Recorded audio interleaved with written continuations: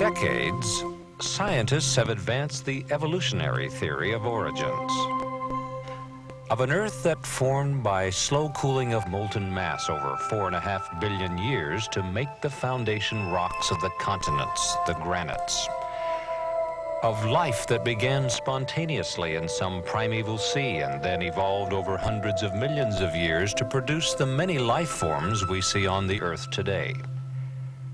Of the eons-long formation and drying up of these primeval seas to produce sedimentary rocks such as in the Grand Canyon, with the canyon itself carved by the Colorado River over millions of years. Of coal and oil deposits, buried in sedimentary rocks around the world, which presumably required millions upon millions of years to form from the accumulation and decomposition of vegetation existing in ages past. But have scientists considered all the evidence in arriving at their theory of an anciently evolving Earth? What if there was evidence in the granites themselves that showed they formed rapidly instead of by slow cooling? What if there was evidence that the sedimentary formations composing the Grand Canyon were deposited quickly instead of slowly? What if there was evidence the canyon itself was carved over a short time by rapid erosional processes? What if there was evidence revealing that coal and oil can form rapidly and did so recently? What if there was evidence that dinosaurs existed not millions of years ago, but just a few thousand years ago?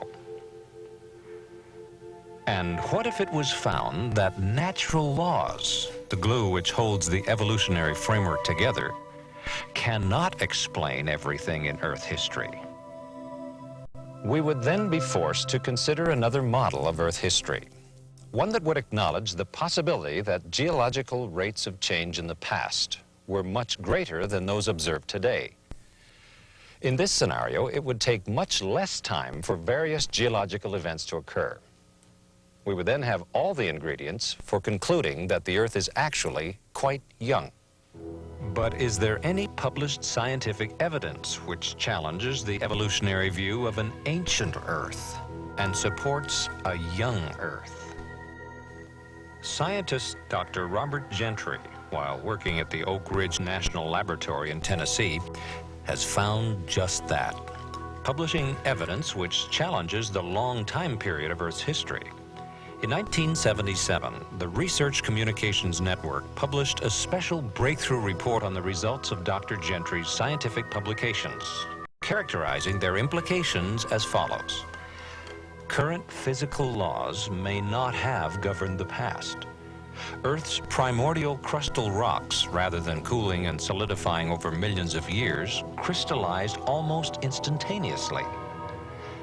Some geological formations thought to be 100 million years old are in reality only several thousand years old. Grant these propositions and any researcher will tell you the entire structure of the historical natural sciences would dissolve into formlessness. Few certainties would remain. Yet these very possibilities, and others equally challenging, have been suggested in a remarkable series of papers published over the past several years in the world's foremost scientific journals, Nature, Science, and Annual Review of Nuclear Science, among others. From Research Communications Network, Breakthrough Report 1977. Part of Dr. Gentry's work referred to in this quote pertained to his work with coalified wood from what is known as the Colorado Plateau, a broad geographical region encompassing parts of Colorado, Utah, Arizona, and New Mexico. Using the microscope and more advanced laboratory equipment, he analyzed these specimens of coalified wood for various types of radioactivity. His results help us to understand how long it takes coal to form, the age of the coal, and the age of the Earth itself.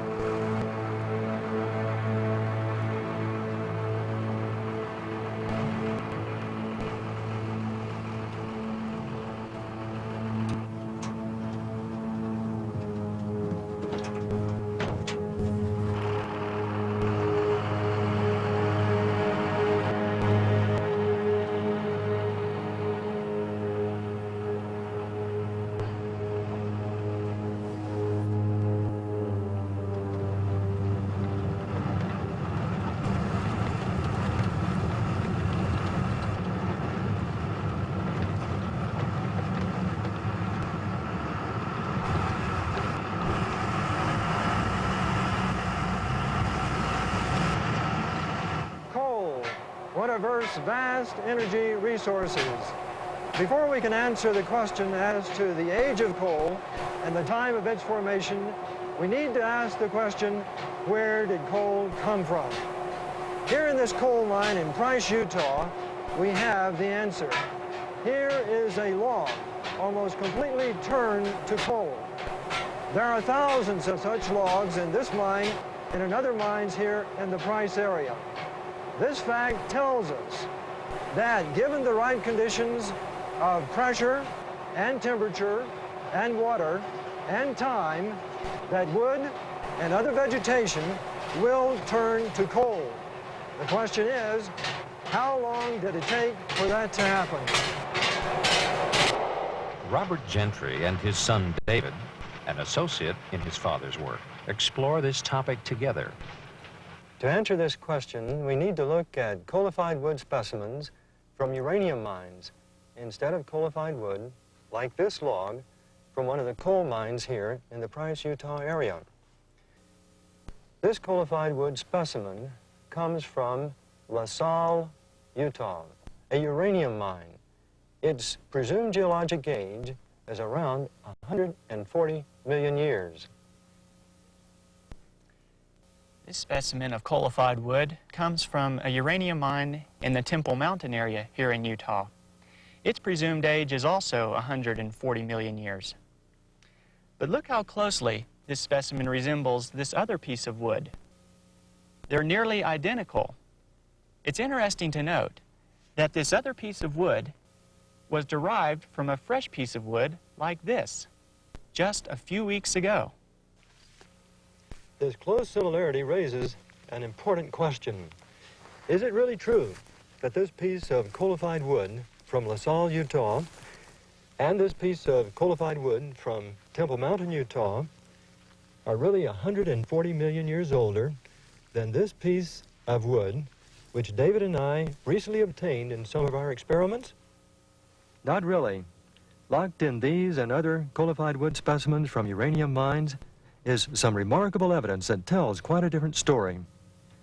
To see that evidence requires that the coalified wood specimens be mounted in epoxy, thinly sliced, and then placed on glass slides for observation under the microscope.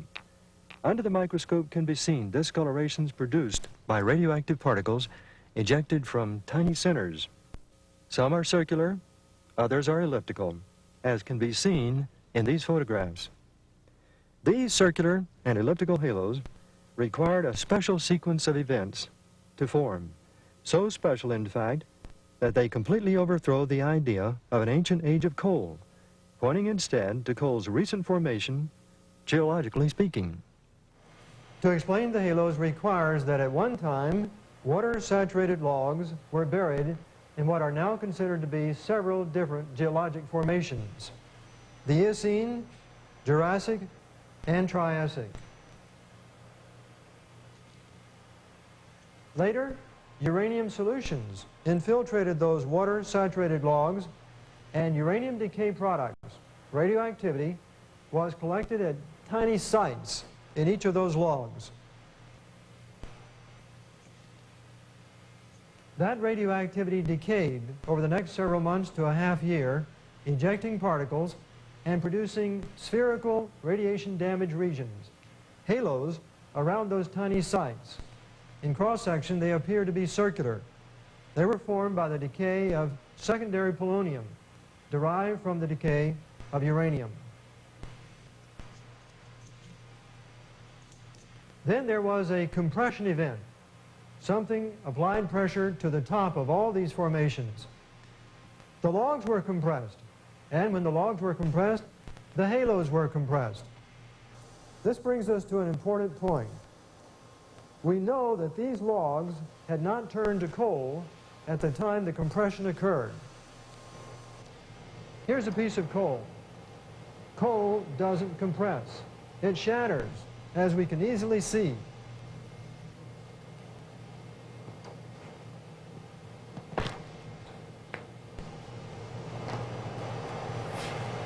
All the information we've seen thus far would indicate that these events were simultaneous in all these geologic formations.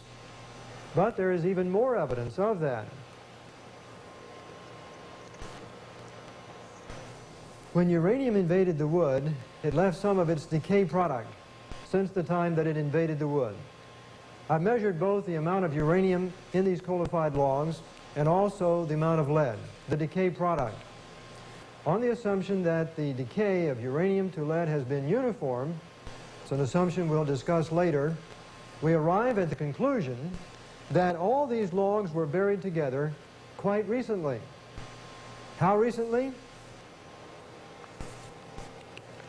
In 1976, I published my results of the studies on these logs in the October 15, 1976 issue of Science. Here's what I said in this report.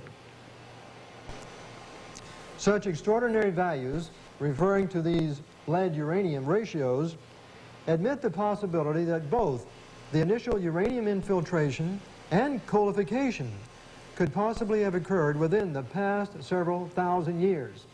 In other words, I was suggesting that coal could form very rapidly, geologically speaking.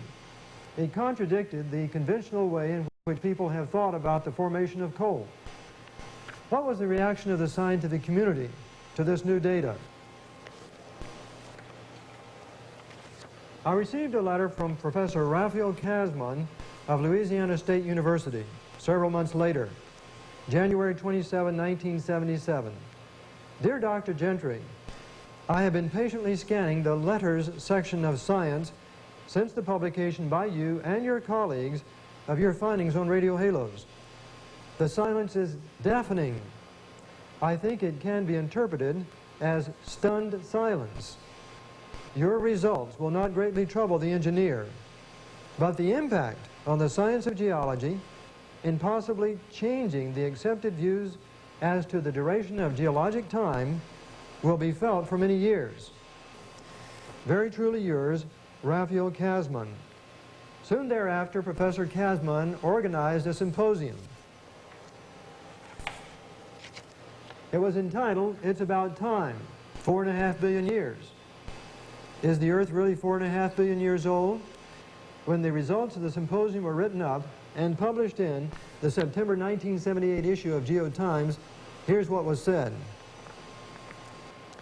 However, since the deposits from which the coalified wood was obtained are considered to be at least of Cretaceous age and possibly of Jurassic or Triassic age, the ratio between uranium-238 and lead-206 should be low.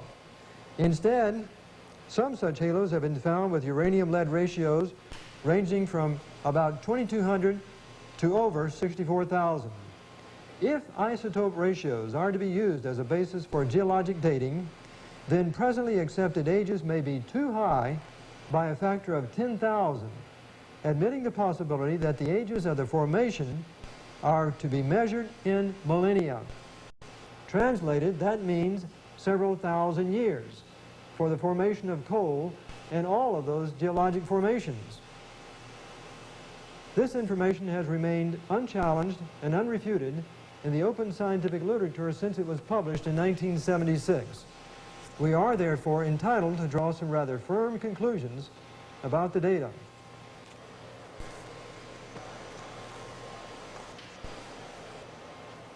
Geologists have assumed the Eocene was about 60 million years ago, the Cretaceous about 110 million years ago, the Jurassic 160 million years ago, and the Triassic 225 million years ago.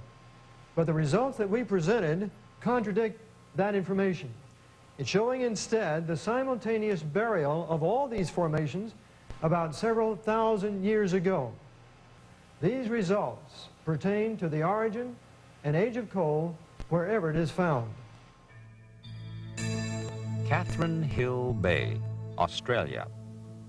Not far from this coastal area near Flat Rocks Point is an object of extreme geological interest, an ancient tree. The fossilized remains of this tree can be seen extending through over 12 feet of sedimentary layers between two coal seams located here.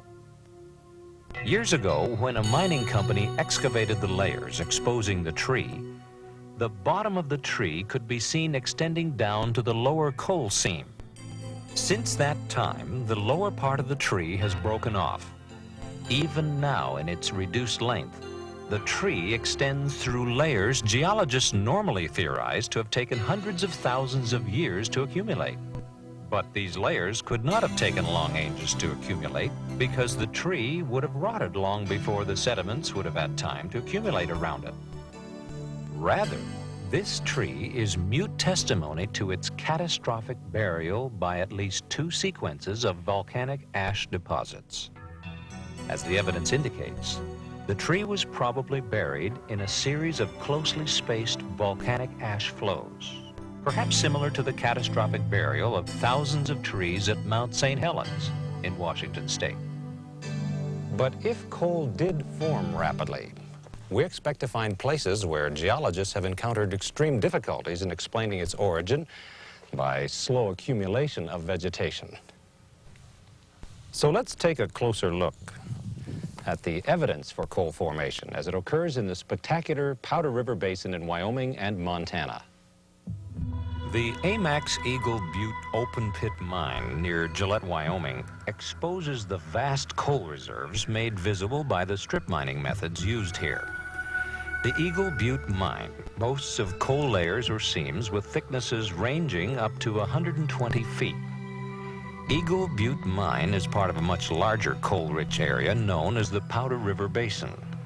This gigantic 10,000 square mile reserve, situated between the Black Hills of South Dakota on the east and the Bighorn Mountains on the west, extends northward to the Yellowstone River in Montana and southward to Casper, Wyoming. The immensity of the Powder River Basin coal deposits has attracted the attention of geologists for decades. Such interest was documented in the May 1993 issue of Earth magazine. The article, Powder River Coal, Geologic Enigma, Environmental Dilemma, included these statements. Powder River's coal seams run remarkably thick and unsullied by other material. Usually, unwanted sediment such as clay washes over a deposit before coal seams can get very thick. But Powder River coal is packed in immense strips, some more than 200 feet thick. These seams stretch vast distances up and down the basin. They're hundreds of miles long. They're 50 miles wide, says James McClurg, a geologist at the University of Wyoming. They're not little pods of an acre or two. They're immense things. McClurg, who studied the basin for more than a decade, says no other place in the world has as many seams 50 feet or more thick. But the Powder River Basin is not only an economic resource. To geologists, it's also an intriguing scientific enigma. Geologists have been studying the basin for more than a century, largely to answer a baffling question. How did the seams get so massive? Or more precisely, why weren't the seams diluted by influxes of clay and other impurities before they thickened? As McClurg puts it, how on earth did things remain constant enough so that you can get 200 feet of coal? The genesis of any kind of coal demands a precise sequence of events, however. If you don't get all of them, you don't get coal, explains McClurg. And to get seams more than 200 feet thick, low in impurities and low in sulfur, is a remarkable achievement. He adds, it would be like blindfolding yourself, spinning around and hitting the center of a dartboard 100 times in a row. But if coal did not form slowly, is there any laboratory evidence showing that it can form rapidly? In this demonstration, Robert and David Gentry begin to answer this question. Earlier, we took a piece of wood like this, inserted it in this steel pipe, added some water,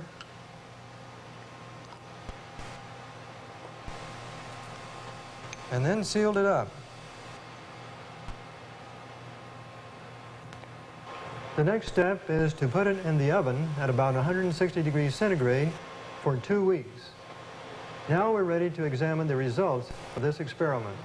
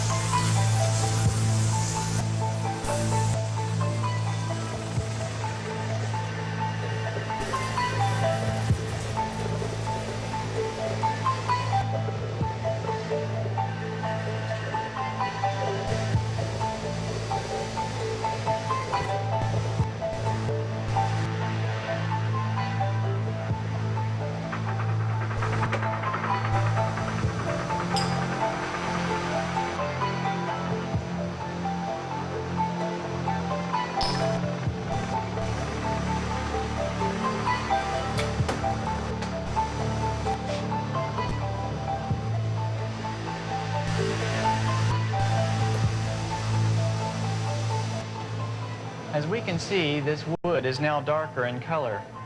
It's also softer. A chemical reaction between the steam and the wood under pressure has caused these changes to occur. This specimen isn't coal yet, but clearly the process of coalification has begun. The question is, would coal result if this experiment, or a variation of it, continued for a longer period of time? Scientists at Argonne National Laboratory have answered this question in a series of experiments performed in the 1980s. One of the earliest reports about their work appeared in the magazine Chemical and Engineering News in the November 21, 1983 issue. On page 42 of this issue, we read the following quote: "Chemists at Argonne National Laboratory have succeeded in making a type of artificial coal from naturally occurring materials. The process is much less severe than formerly thought to be necessary and provides some new insights into coal structure and how to alter it." Later, after their published reports appeared in the science journal Organic Geochemistry, the British science journal Nature reported on the success of their experiments. On page 316 of the journal Nature, March 28, 1985, we read the following: "Winans and his colleagues at Argonne National Laboratory have taken less than 1 year to prepare a thoroughly characterized synthetic coal. The material they produce is indistinguishable from the real thing by all the techniques so far applied to it, and its synthesis raises many interesting questions in coal chemistry." To understand their results, let's first note the basic structure of wood. Two major wood components are cellulose and lignin. The lignin basically acts as a binding agent for the cellulose fibers. Several variations of the argon experiment were run, but the successful formula combined lignin and clay with heat, about 150 degrees Celsius, in the absence of oxygen. Over a period of about 8 months, artificial coal was produced. The rapidity with which coal can form when steam interacts with wood under pressure leads us to ask, can steam or hot water also produce the rapid transformation of organic matter to oil? An article, Water, Water Everywhere, published in the February 20, 1993 issue of Science News answers this question. Researchers at Exxon discovered water acted an essential part in the formation of oil. Efforts to synthesize oil met with failure until very hot water was added to the reactor vessel containing the source rock sample. When this was done, a layer of oil was found on top of the water at the end of the experiment. This result proves there is an alternate path to the production of oil in the earth, with superheated water playing a major role. The article indicated this discovery could wreak havoc with established ideas about oil formation. Actually, however, other natural events are already wreaking havoc with conventional theories. Incredibly enough, certain researchers, one at Oregon State University, have published reports showing evidence of present-day oil formation in the Guaymas Basin in the Gulf of California. Right now, in the Gulf of California, below 6,000 feet of water, is an accumulation of organic sediments derived from marine algae and other organic sources. Below this, superheated water is being pushed up by a deep heat source through these sediments. Oil is being formed in the interaction of organic sediments with superheated water. This hydrothermal oil from the Guaymas Basin is virtually indistinguishable from crude oils obtained from wells drilled in the earth. The implications of this discovery can hardly be overestimated.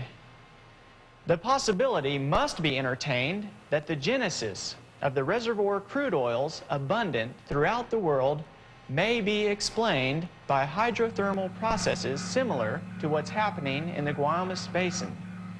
But instead of an open dispersion of oil directly into the seawater, a closed system could easily be visualized where a reservoir of crude could be collected. It is conceivable that a worldwide flood was instrumental in the production of the tremendous oil reserves of the Middle East and elsewhere. The vast amounts of vegetation buried by such a flood, mixed with superheated water similar to that detected in the Guaymas Basin, could produce oil in the volumes we see today. Depending on the burial conditions, the organic matter would be transformed to either oil or coal. Is there a model of Earth history incorporating these features? One which allows the formation of the world's large oil and coal reserves over a much shorter time than has been previously thought possible? What about a model based on the record of Earth's history given in Genesis? The Bible describes Earth being called into existence about 6,000 years ago, an Earth originally covered with lush vegetation, then devastated by a worldwide flood about 1,700 years later. This timescale certainly fits with all the scientific discoveries I've made, and just as certainly, water once covered this Earth. In 1927, Noel Odell discovered marine shelly fossils near the very top of Mount Everest. Mountains rising out of the waters is how the Bible describes the end of the worldwide flood. According to that description, the shells near the top of Mount Everest are no surprise at all. And coal and oil, are they the result of the rapid devastation and burial of lush vegetation by a worldwide flood? If so, what about the worldwide flood could have caused such rapid burial? The Bible speaks of the fountains of the great deep breaking up, a strong reference to volcanic eruptions in the pre-flood ocean basins. This is significant because Ocean Survey researchers recently found an area on the Pacific Ocean floor thickly concentrated with over 1,000 volcanoes. The size of this area is approximately the same as Washington State. Additional ocean floor surveys may well yield many more such discoveries. The likelihood of extensive volcanic activity during the biblical flood leads us to consider one of the most famous volcanic eruptions in modern time. On May 18, 1980, a giant landslide on the north face of Mount St. Helens in Washington State accompanied an explosion equivalent to 20 million tons of TNT.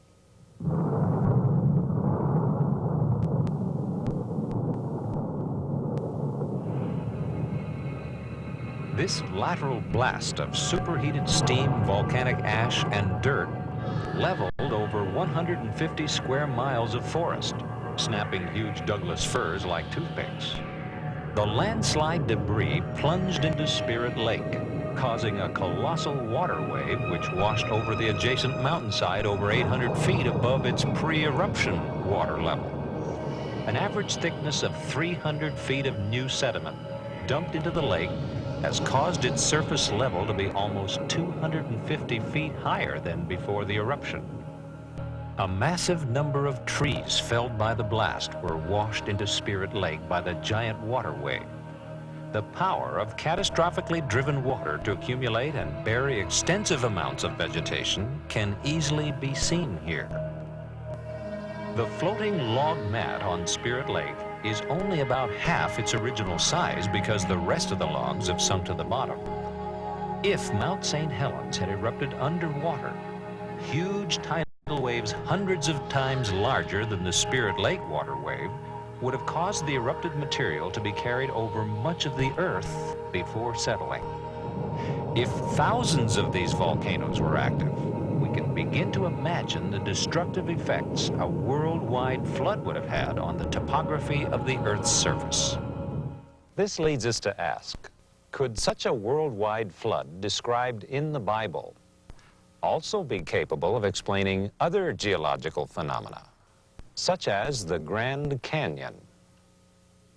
Some geologists would have you believe that sedimentary deposits were laid down over many millions of years. What they want you to believe is just not true. The fact is, the geology of the Grand Canyon fits a model based on the occurrence of a worldwide flood. In an attempt to learn where the floodwaters came from, where they went after the flood and what geological events occurred during the flood. We went to Dr. Walter Brown, the former Chief of Science and Technology Studies at the Air War College and an associate professor at the U.S. Air Force Academy. His development of the hydroplate theory provides the key that unlocks many mysteries about the flood and its effects. We can see on our planet 17 very strange features that can now be systematically explained as a result of a cataclysmic global flood whose waters erupted from subterranean chambers with an energy release exceeding the explosion of 10 billion hydrogen bombs. This explanation shows us just how rapidly major mountains formed. It explains the coal and oil deposits, rapid continental drift, why ocean floors have huge trenches and hundreds of canyons and volcanoes. It explains the formation of the layered strata and most of the fossil record, the so-called ice ages and major land canyons, especially the Grand Canyon. The pre-flood Earth probably had one very large supercontinent containing lush vegetation, seas, rivers, and minor mountains. According to the hydroplate theory, the pre-flood Earth had a lot of subterranean water, about half of what is now in our oceans. This water was in interconnected chambers forming a thin spherical shell about half a mile thick, perhaps 10 miles below the Earth's surface. Increasing pressure in the subterranean water chamber stretched the overlying crust just as a balloon stretches when the pressure inside increases. Failure in the crust began with a microscopic crack which grew in both directions at about 3 miles per second. The crack, following the path of least resistance, encircled the globe in about 2 hours. As the crack raced around the Earth, the overlying crust opened up like a rip in a tightly stretched cloth. The subterranean water was under extreme pressure because of the weight of the 10 miles of rock pressing down on it. So the water exploded violently out of the rupture. Calculations show that all along this globe-encircling crack, fountains of water jetted supersonically over 20 miles into the atmosphere. The spray from this enormous fountain produced torrential rains such as the Earth has never experienced before or after. The Bible states that all the fountains of the great deep burst open on one day. And it describes these events about 4,500 years ago, which we can now tie together scientifically in cause and effect order as the hydroplate theory. The fountains of the great deep and the expanding steam produced violent winds, some of the water jetting high above the cold stratosphere, froze into supercooled ice crystals and produced some massive ice dumps, burying, suffocating, and instantly freezing many animals. The high-pressure fountains eroded the rock on both sides of the crack and even threw up the limy contents of many pre-flood seas.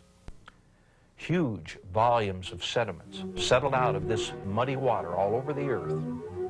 These sediments trapped and buried plants and animals, forming the fossil record. The flooding uprooted vegetation, moving it to regions where it accumulated and quickly became coal and oil by processes we can duplicate in the laboratory today.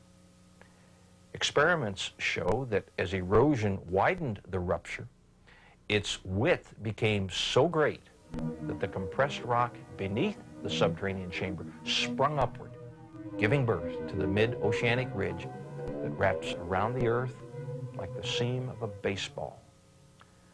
The continental plates, the hydroplates, still with lubricating water beneath them, slid downhill away from the rising mid-Atlantic ridge.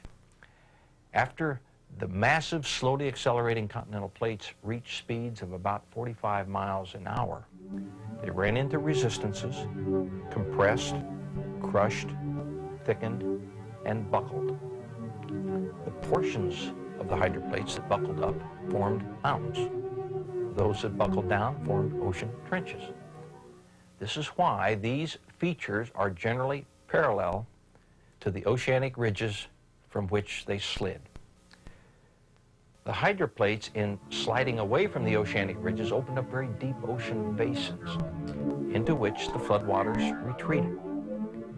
Every continental basin was naturally left brimful of water, producing many post-flood lakes. Each lake that grew from rainfall or drainage from higher elevations spilled over its rim at the lowest point of the rim. That eroded a little notch in the rim, allowing even more water to flow through the notch faster, cutting the soft flood-deposited sediments even deeper. This process accelerated until all the lake's water dumped through a very deep slit, forming a canyon. The largest of these was the Grand Canyon. North and east of the Grand Canyon was a huge lake that I have identified and named Grand Lake. Its dumping released more water than is in all 5 of the Great Lakes combined. Grand Lake spilled over its rim, eroded its dam, 20 miles south of Page, Arizona, catastrophically forming the Grand Canyon within a few weeks. Rapid deposition of flood deposits from tidal action means there was little time for erosion to occur between successive layers. On the long time scale envisioned by evolutionary theory, there should be considerable evidence found of erosion and infilling by successive geologic formations during the weathering expected over millions of years. The geological layers of the Grand Canyon are remarkable in showing little or no evidence of erosion between different layers. Instead, we see pancake layering, very much consistent with the rapid deposition envisioned by the flood model. Erosion did not occur until all of the layers had been deposited. But how rapidly could the canyon itself have eroded? Freshly laid down sediments would still not have completely hardened into rock, which allows the possibility that erosion of the canyon could have taken place far more easily than if it had hardened into rock, as evolutionary theory has assumed. However, under the right conditions, water can rapidly cut its way through the hardest of rocks, such as the granites at the bottom of the Grand Canyon. Those conditions involve cavitation. Cavitation is the rock pulverizing process associated with water flows greater than 100 feet per second. As water detaches from irregularities in the bedrock channel, vacuum bubbles are produced, inflicting hammer-like blows on the bedrock surface, literally converting the rocks into powder. A modern example of rapid erosion of bedrock from cavitation comes from Glen Canyon Dam on the Colorado River just above the Grand Canyon.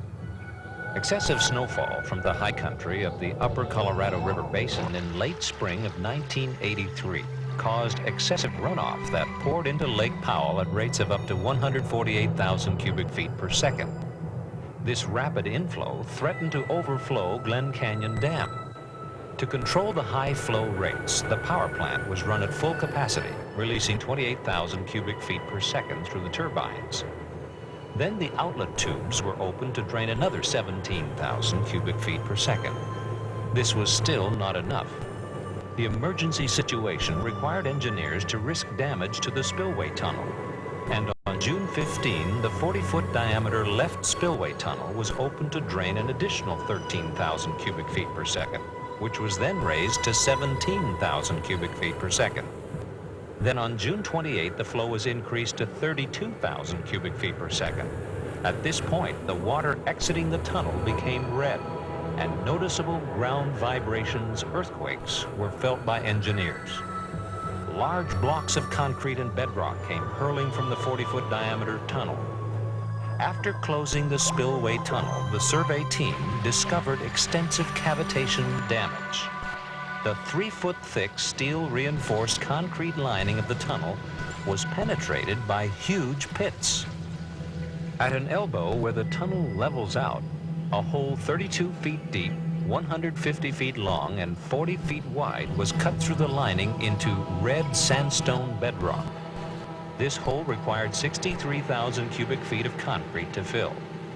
The repair process to the enormous hole shows the vast extent of the damage. The speed of erosion in the Glen Canyon Dam spillway tunnel occurred very rapidly during the period when the red color of water appeared and ground vibrations were generated. It is possible that cavitation was pulverizing concrete, steel, and sandstone at the rate of 1,000 cubic feet per second during the peak period of erosion. The destructive effects of cavitation at Glen Canyon Dam tell us the Grand Canyon could have been eroded very quickly by the sudden release of a huge volume of water above the canyon. But where did the water come from, and what caused its sudden release? Dr. Brown's studies on the Grand Canyon provide one of the best answers. Most people are told that the mighty Colorado River carved the Grand Canyon over millions of years. But if people could study the canyon from an aircraft, they could see its vastness and how tiny that river is in relation to the canyon itself. There is no river on earth that could carve this big hole in the ground, even over billions of years. If the Colorado River carved the Grand Canyon, the first question we should ask is, where did all the eroded sediments go? There should be a very large river delta at the end of the Colorado River. It's not there. Furthermore, geologists can't find a huge river delta anywhere near this part of the world. So we need to ask ourselves, where did the dirt go? At several places on this platform that overlook the Grand Canyon, there are small mountains or buttes whose horizontal layers tell a fascinating story. The layers line up with each other, so obviously they were at one time connected. Something must have come along and removed a several thousand foot thick layer of softer material that was once where we now are. So we need to explain not only where the dirt from inside the vast 200-mile-long canyon went, but also where did the thousands of feet of dirt go that was once above where we are now and spread out for tens of thousands of square miles. This particular formation, called Red Butte, not only still has some of these horizontal layers, but there's another clue sitting on top. The topmost layer is a lava flow. Lava only flows downhill. Therefore, at one time, the land surrounding the top of this butte must have been even higher. So again, where did all that dirt go? Grand Lake spilled over and eroded its dam catastrophically, forming the Grand Canyon to the southwest within a few weeks. One other large post-flood lake that geologists recognized was once near here was Hopi Lake. As Grand Lake catastrophically dumped, I believe it eroded the western boundary of Hopi Lake, causing it to also spill out. Where did all the dirt go? It was spread out over southern Arizona and parts of California and Nevada rapidly. The evidence supporting the biblical worldwide flood about 4,300 years ago is mounting. For the Grand Canyon, the flood explains how the sedimentary layers were rapidly deposited as the waters rose, and how they were quickly eroded as the waters subsided. We have also seen where the dirt went. And just as we have seen evidence of the rapid burial of pre-flood vegetation to produce today's coal and oil, we will now see fossil evidence of rapid burial of pre-flood life forms. Indeed, some of the most remarkable evidence of rapid deposition of flood sediments comes from well-preserved fossils found in certain parts of the earth. Perhaps the best fossil evidence for the rapid burial of plant and marine life is found in southwestern Wyoming at Fossil Butte National Monument. During the past 100 years, scientists and private collectors have collected thousands of almost perfectly preserved fossils from sites within the monument, especially here at Fossil Butte itself. It's an amazingly diverse collection of fossil turtles, palm fronds, crocodiles, leaves, insects, branches with nuts still intact. There are even fossil stingrays, whose skeletons of cartilage are known to disintegrate rapidly, proving that burial of all these life forms was indeed quite rapid. But this isn't all. Perhaps the most spectacular evidence of rapid burial of all the fossils within the monument are the billions of the more than 20 kinds of fish. This slab of rock in the Monument Visitor Center, which measures about 9 feet by 5 feet, shows vividly just a few of that number. Amazingly, many of the fish retain not only their entire skeletons, but their teeth, delicate scales, and skin as well. The vast number of fossil fish at Fossil Butte has left evolutionary geologists with a vast unsolved mystery. In 2 sections entitled Ideal Conditions for Fossil Making and Unsolved Mysteries, the National Park Service's brochure on Fossil Butte reveals the contradictions that result when using an ancient Earth time frame to explain rapid burial. On one hand, it speculates on the existence of a lake, wherein many animals and plants probably died natural deaths. On the other hand, the evidence forces the conclusion that, on several occasions, huge numbers of fish were killed suddenly.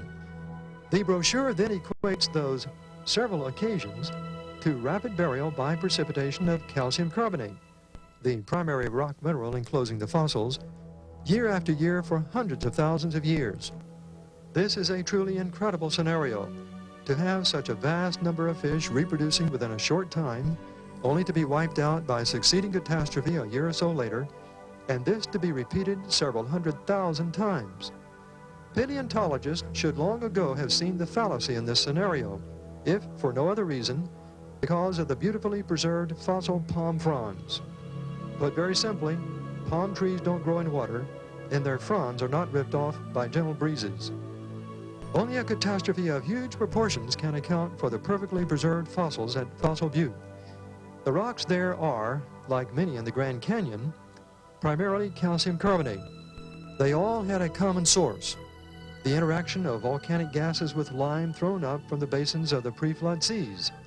This commonality, together with the evidence of rapid deposition and burial, tells us plainly that Fossil Butte and the Grand Canyon originated in the same great event, the catastrophe of the worldwide flood. But is there any other evidence which would confirm that Fossil Butte is only as old as the flood? The answer is yes. Geologists have repeatedly identified the Fossil Butte site as belonging to the Eocene, which they assume was 50 to 60 million years ago. But we have already seen from my studies on coalified wood and the chart on the collapse of geologic time that the Eocene fits into the framework of a worldwide flood only several thousand years ago. So there is no question that the entire Fossil Butte occurrence fits only within the framework of a worldwide flood and a young age of the Earth. And there is more. Not everything was buried on the first day of the flood. The waters were rising for 40 days. Land animals large enough to survive part of that period left a remarkable record of their efforts to escape the flood's rising waters. That record is found in coal, and it is truly fascinating.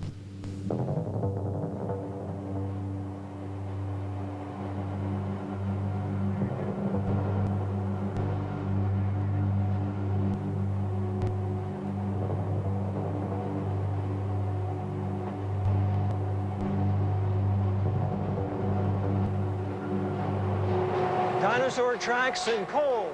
Amazing, extraordinary. How in the world did they ever get there? Obviously, in the past, there was a huge seam of vegetation in this area. Dinosaurs were walking around on top of that vegetation before it turned to coal. But how long ago was that? How old are the dinosaurs? That's what we want to know. This other dinosaur track tells the story. It's right adjacent to one of these coalified logs here in this coal mine in Price, Utah. In fact, it's only about 100 feet away from the coalified log that we saw earlier. So we know that whatever the age of the coalified wood, the dinosaurs were of the same age.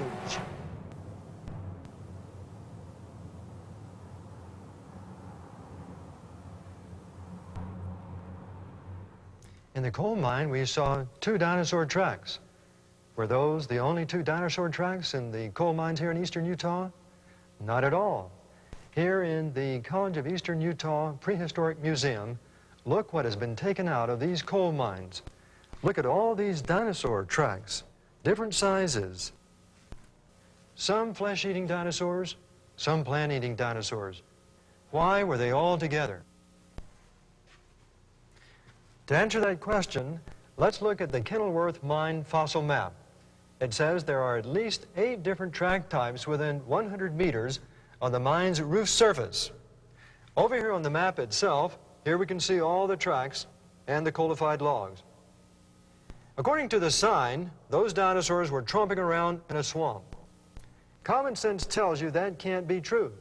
There's no swamp in the world that will preserve such tracks. All those dinosaurs were together for a reason. They were trying to escape the rising waters of a worldwide flood. These charts help illustrate how dinosaur tracks could have formed at the time of the flood and why they exist in coal today. The pre-flood earth was covered with lush vegetation, a scene of beauty everywhere. Then came the flood. Torrential rain and the fountains of the great deep bursting open caused Earth's lush vegetation to be swept up in the flood's rising waters. This vegetation accumulated in great mats and then was deposited by the ebb and flow of tidal waves produced by volcanic activity in the pre-flood seas. Each tidal action left its deposit of sediment within or over the layer of vegetation. The dinosaurs, being quite heavy, were able to survive many of the early tidal actions as they sought to escape the rising waters of the flood. When the tidal waters briefly receded, the dinosaurs continued their search for higher ground, leaving their tracks in the sediments that were freshly deposited over the vegetation. At times, their great weight caused their tracks to penetrate the sedimentary layer into the mat of vegetation. That mat of vegetation has since turned into coal, and wherever the dinosaurs left their original imprints, there we still find an indelible record of their tracks in coal today. If all these dinosaurs were congregating together and swept up by the rising waters of the flood, we might also expect that they would be buried together. And indeed, here at Dinosaur National Monument in Vernal, Utah, we see a giant fossil dinosaur graveyard.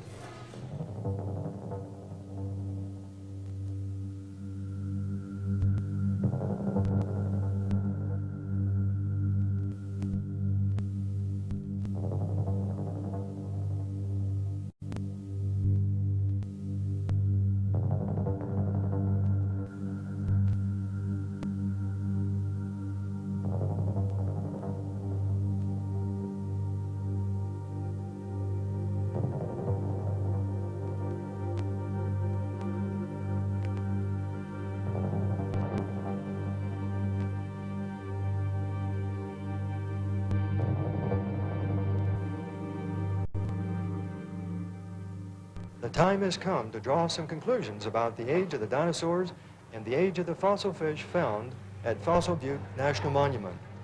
Here at Dinosaur National Monument, there's a sign that says these dinosaur bones are 145 million years old, the so-called Jurassic era. But we know that can't really be true at all. Remembering our early results on the coalified wood, there we found the collapse of geologic time. The Eocene, the Cretaceous, the Jurassic, and the Triassic, we found were all together only several thousand years ago. The fossil fish in the Eocene, the dinosaurs in the Cretaceous, the Jurassic, and the Triassic, all again collapsed to just several thousand years ago, buried at the time of the worldwide flood. This evidence disputes the whole evolutionary theory of life's origin and development. But some may ask, hasn't science proven dinosaurs lived hundreds of millions of years ago? It's just the opposite, according to the new evidence described by Dr. Andrew Snelling of the Creation Science Foundation of Australia. This May 1995 issue of the journal Science has a picture of a bee enclosed in amber. It's similar to the bee in the specimen of Dominican amber that we have here. Geologists think that both specimens are between 25 and 40 million years old. And now that's a big problem for them because they have now extracted from the abdomen of the bee bacteria, live bacteria. This result supports earlier findings of over 1,000 types of bacteria from other insects, some that date with the dinosaurs. Until now, many evolutionists thought those findings were due to laboratory contamination. They just couldn't believe bacteria could survive for tens or hundreds of millions of years. But this new result, coming after 4 years of careful analysis, rules out laboratory contamination. As a scientist, the reason why I believe the bacteria were found in the bee in the Dominican amber and in other fossils previously of the same age as the dinosaurs is because they're really all quite young. These have to be the result of being encased and buried in a worldwide flood, a catastrophic flood only several thousand years ago. All this agrees with the evidence for the young age of oil and coal that we've already seen, and clearly is consistent with the view that the varied life forms found in nature originated with the supernatural events of Creation Week only about 6,000 years ago. At this point, many may wonder how this startling summation can be reconciled with the evolutionary view of Earth history. They may ask, do we not know from radiometric dating that Earth's basement rocks, the granites, formed repeatedly at different times and places over billions of years of evolutionary time? And do we not know that using these same methods that the fossils and sedimentary rocks are hundreds of millions of years old? The answer is a clear-cut no to both questions.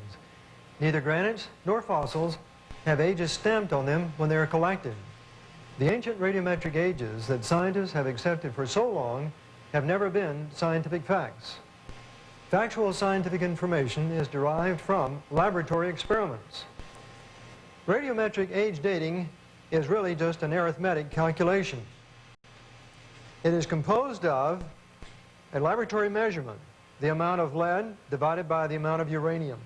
Both of these are ascertained in the laboratory. The other variable is supposedly a constant. It assumes a constant decay rate. The age is then calculated as the product of that constant times the ratio. Only the ratio is measured in the laboratory. If this constant here is really not a constant but a variable, then the age is meaningless, and the radiometric ages are just so much radiometric fiction. Evolution assumes granites formed by slow cooling over billions of years. The time of cooling, or presumed age, is obtained by measuring the present radioactive decay products in the granite, and assuming they accumulated only by slow, constant radioactive decay. Because evolution equates radioactive age with the time of cooling, any evidence showing granites formed rapidly essentially shows their simultaneous creation. Thus, the premise of constant radioactive decay and the inference of great age is invalidated. And indeed, there is scientific evidence for their simultaneous creation. Etched within the granites are beautiful microspheres of coloration produced by the decay of a certain radioactive element known to have only a fleeting existence. Using a simple analogy, Alka-Seltzer bubbles in water can be retained only by rapid freezing. Similarly, the microscopic record of fleeting radioactive decay in the granites is there only because these rocks were instantly created in solid form. If these rocks had formed by slow cooling, as evolution claims, the radioactive traces would have disappeared in the melt without leaving any visible record. This record of instantaneous creation is found in granites worldwide. Moreover, its existence in granites of vastly different radiometric ages shows they were all created at the same time. This collapses the whole foundation of geologic time. The hundreds of millions of years of cooling time that geologists have thought necessary to form the giant monolith El Capitan is reduced to less than a few minutes. How does this creation evidence impact on the age of the Earth? Very significantly. Simultaneous creation of different granites tells us that the various radiometric ages are in error. Something is wrong. Earlier we found there was only one uncertainty in radiometric age calculations. That uncertainty was the assumption of a uniform decay rate. Now we know that there was a change in the decay rate sometime in the past. My view is that indeed at the time of the flood, there was a vast change, an increase in the radiometric decay rate. Radioactivity then cannot be used for age dating until after the end of the decay rate change. Any effort to use radioactivity for age dating prior to that time is certainly to end with an erroneous result. Other evidence relating to the decay rate change and a young age of the Earth comes from my studies of granite cores taken from a deep drill hole in New Mexico. In the 1970s, the Department of Energy drilled a deep hole down to around 14,000 feet for the purpose of seeing whether they could extract energy from heat deep in the Earth. I obtained samples from depths of 3,148 feet down to over 14,000 feet. The purpose was to extract tiny microscopic zircons, uranium-bearing minerals, from the granites. The results of my investigations on these zircons were published in Geophysical Research Letters in 1982. The orange half circles here represent the tiny zircons in the granites at different depths. The first one at 3,148 feet at a temperature of 105 degrees centigrade. Going on down to a depth of 14,131 feet at a temperature of 313 degrees centigrade, 3 times the boiling point of water. Now let's assume that these zircons were filled with helium at a given time. The dots above the zircons represent how rapidly the zircons are losing helium at these various depths. Obviously, the hottest one at the greatest depth is going to lose it far more rapidly than the one at the highest depth at 3,148 feet. After a period of time has elapsed, we would expect that indeed the zircon at the nearest the surface, 3,148 feet, would still have the greater amount of helium in it. The one at the very lowest depth, at the highest temperature, would now have the smaller amount of helium, very small.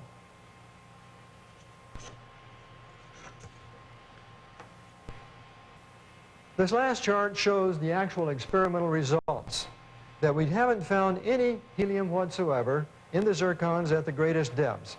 We did find some at the first 3 depths, down to 197 degrees centigrade.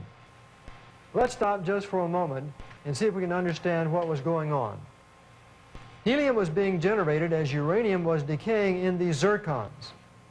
So the amount of helium in these zircons at various depths tells us something about the time at which the granite has been in existence at this particular temperature.